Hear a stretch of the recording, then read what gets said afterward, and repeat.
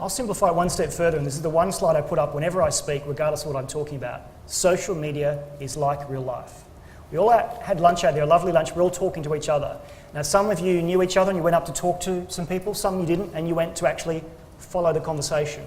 Now what I do sometimes at these conferences, I deliberately go up to someone I've not yet met. Generally it's two people talking that do know each other, and I wait to see how long it is until I'm invited into the conversation.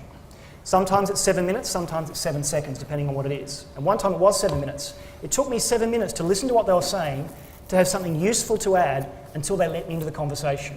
That's social.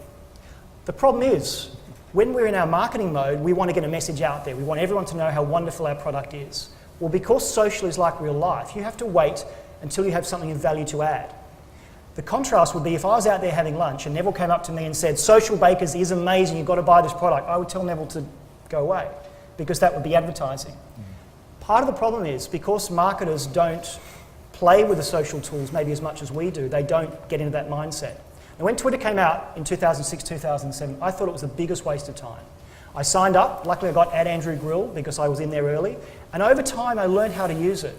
And now from any meeting, I ask for a show of hands, who's not on Twitter? And there are always a few hands that go up.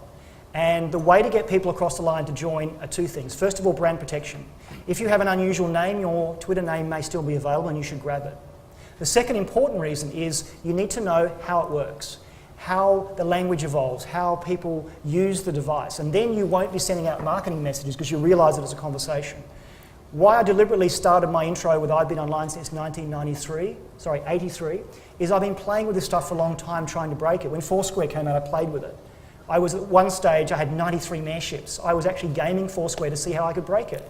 You've got to play with this stuff. So it's not just enough to say I've got a Twitter feed. You need to really use it like your consumers are using it, because then as a marketer you'll go, hang on, if I do that, that's just a marketing message. That's not really engaging properly.